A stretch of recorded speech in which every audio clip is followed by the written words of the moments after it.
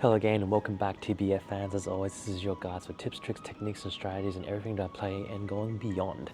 Anyway, as always, I always appreciate you guys coming here. For those who are seniors, sit down, have a cup of coffee, have some popcorn, relax, answer some questions if you're able to. And if you're new to this channel, thank you for joining. Today in particular are updates, and I wanted to go through back again on Jack is back, because Jack is returning and we know that it's coming near. About 4 days and 13 hours from now he'll be arriving. Only problem is I won't be able to announce it on the day itself because I will be off and away, so I figured I might do an early release before that. And so, this way I'm keeping up with my updates as new things pop up. And as well, this is new for the October period, right? Let's jump right into it. If we look into tournaments, you'll notice Jack Returns event, which starts in 4 days and 13 hours, as mentioned. It's a chance to do one more big fight against the Jack-O-Lantern King himself. He hasn't shown himself yet, but you see him on the last day, as it mentioned. You are walking in with the hero and 3 captains, as mentioned on my last announcement when Jax is back. There's a particular way you need to battle him, and I'll show you how to do it against a heroic. It may not be him, but at least it'll give you an idea of how to approach it, because stacking rule does apply, and depending on what tournament you walk into, either single matches or group matches, there's a different process of doing things. So let me show you my way. It's not him directly, but it'll give you a good idea how to approach it, and I'll give you a simplified version of how to approach it. And I might do this in more update videos, so you guys can let me know how you feel about it, and if that's been useful for you in some way or the other. If it isn't, then no big deal. We can approach a different way. So before we go into those, just read a little bit of what's going on here. As you're well aware, we are approaching Jack's return, Jack the Ripper, battling him with 1 hero and 3 captains, which I'll display the stacking rules shortly how to approach it. But reward base, it's actually kind of nifty. You're going to get a plus 25% to hero leadership, which activates for about 30 days. You got about 50k dragon coins, which is insane. 30k epic potions with 8k rare potions, and followed by 4.4k dragon odds, which is always great to evolve your dragon. As you guys are aware, and I just want to quickly go to that very quickly, moving with your dragon's evolution, it gets really hard to grow him as you get closer to the end. One thing you need to note, guys, especially when it comes to the evolution of your dragon, don't spend.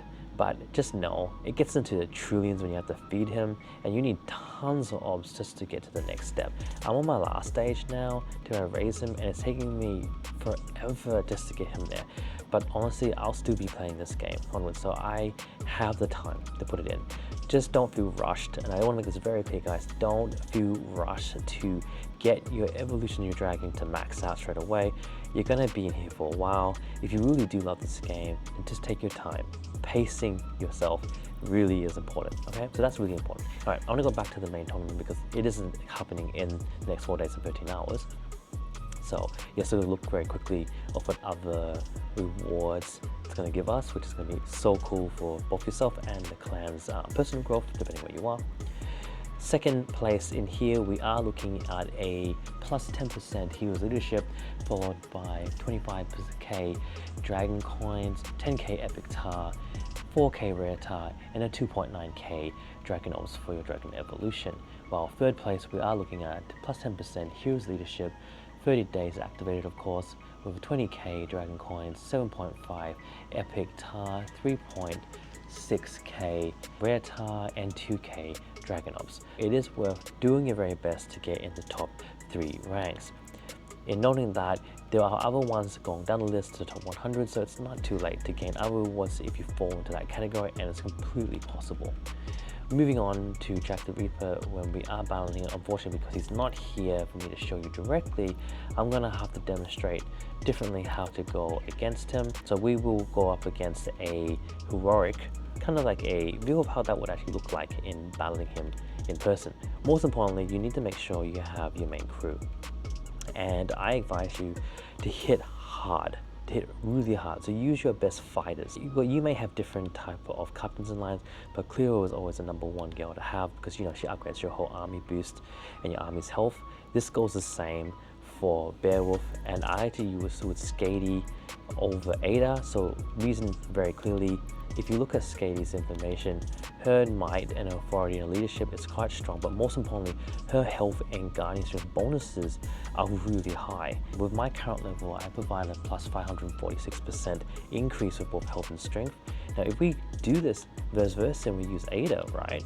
You know, Ada, she's great for the start, but 105% for strength and health, for Guardman strength and health increase, doesn't even come close. So it only makes sense that you swap her out for someone stronger, so you want to use Skady. Now, weaponry wise, it's always the same.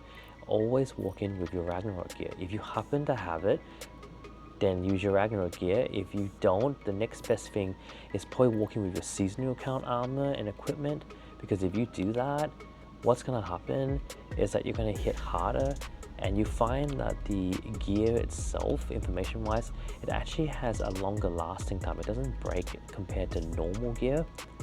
So it actually has a more long durability. That's probably the best way to describe it, long durability. So always walk in with either seasonal gear or Ragnarok gear if you can when it comes to these type of tournaments, because it gives you better hits. And if you don't have that yet, you know, don't be too saddened by it. It's okay. You can always walk in with the general golden gear too if you have that, which is focused on your Guardsman gear and your specialist gear, right? Because that's your basics, your Guardsman specialist gear, or your epic gear with your Ragnarok gear, or the gear that you've gained in seasonal.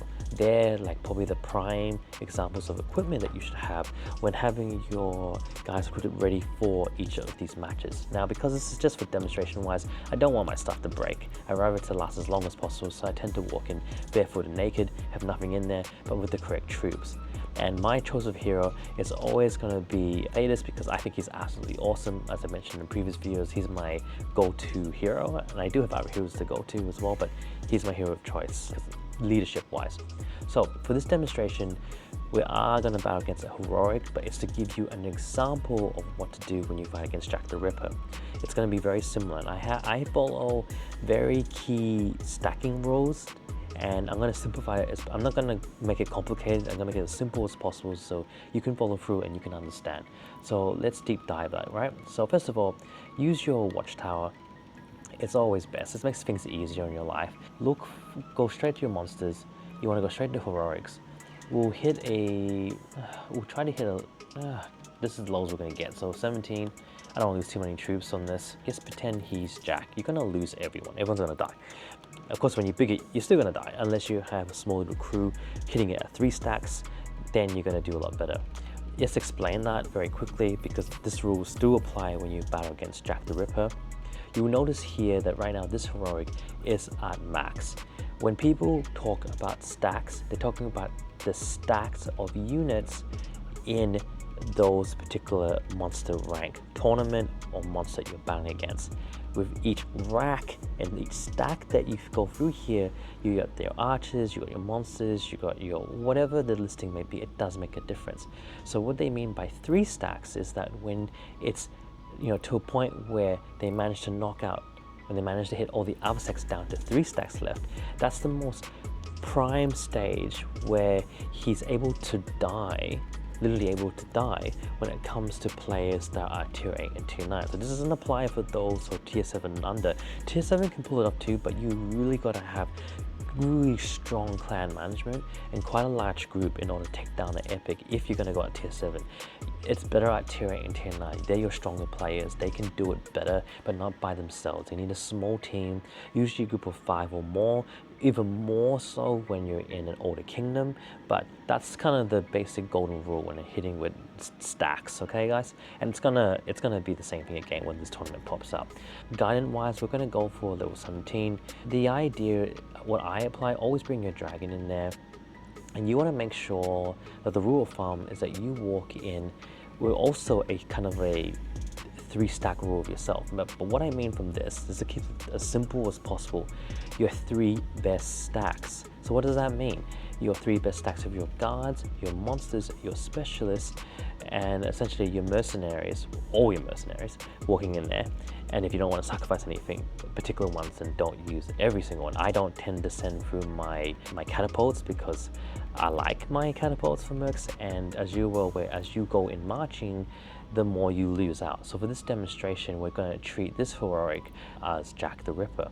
What we're going to do here, now I happen to have my 3 stacks at tier 9, tier 8, tier 7. For my guards, for my specialists is tier 8, tier 7, tier 6. My monsters are tier 9, tier 8, tier 7. And my mercs is whatever I buy through the trade home, which I tend to most of the time manage to get without losing out. So how does this apply? We'll just break it down now. This is very, very important, guys. With your highest stack, you want to go low. So I tend to walk in with my tier 9 monsters at the lowest. So I tend to walk in around 20. Now remember, this applies very differently for each tournament you go to. It applies on your certain leadership. It applies with a lot of different rules. This is just my, happen to be at my level. So you kind of have to treat yours a little bit different, but you can use pretty much the same appliances. Now with the 3 stack rules, I tend to do a rule of 3 going down, which I double up each number as I go backwards. So now my tier 9s are 20, my tier 8s are 40, and then my tier 7 monsters will be then going up from there, but which will be at 60. Now again, I am doing it more of a dummy way, so this gives it simplified so anyone can pull this off. This way you can hit hard and hit well. Now why do you use solid numbers here? Very sole reason. If you use solid numbers, it's because the way you lose a certain percentage of your mercs, your monsters, your attackers. When you go in any epic tournament battle, when you battle against CP runs, when you go against any players, you lose a certain percentage when you revive them.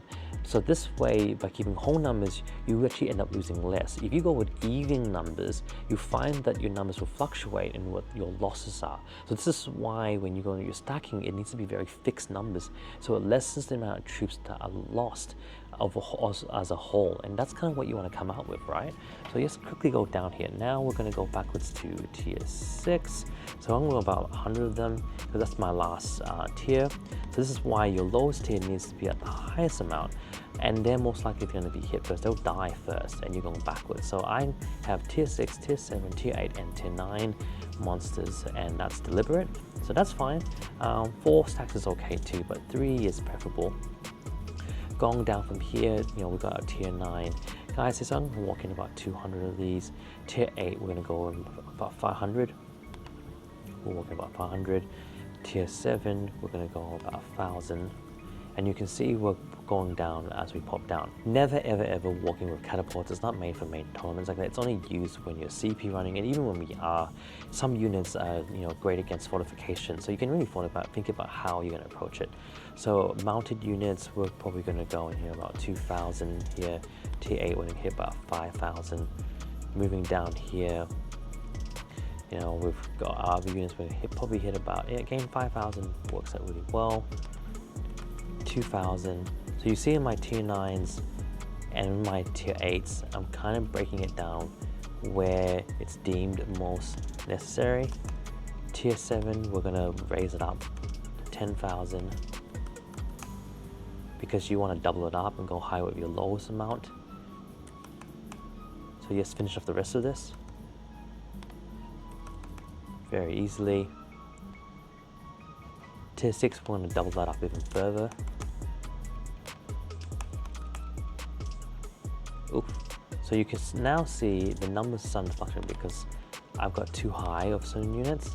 That's fine because you're better off walking in with your strongest units than coming with your low units. So I've actually been to a previous tournament before this, so that's why some of my units haven't recovered yet. But that's okay, we can double up with everything else. Now, as you notice, very golden rule, guys, your lowest tier units you bring in is the largest amount of units you bring in because you want them to hit and die first. Now, I still have an amount to hold more troops, so that's a good thing. Because I do want them to die indefinitely, you want to kind of max it out. So play around what your leadership amount is that you can hold. And then once you figure it out, walk with them the highest amount as a prime number, not as an even number. So this way you're always going to hit at the hardest with your lowest amount. They will die first, that's the goal. So now we've got our guards, specialists, and monsters set up. We now look into our mercs. Merc-wise, you gotta see what you have because you've been in many tournaments. You gotta think about where you're gonna walk in. I tend to pay attention to my lowest amount and I go lower based on how little my monsters, my mercenary amounts is a lot, and I break it out. Now, like I said, there is a proper way of doing this and I'm not showing you that way. That's deliberately. This is so that anyone can do this, so it's easier, and just be smart about it. So you look, if you've got like 2,500, use 1,000 of them.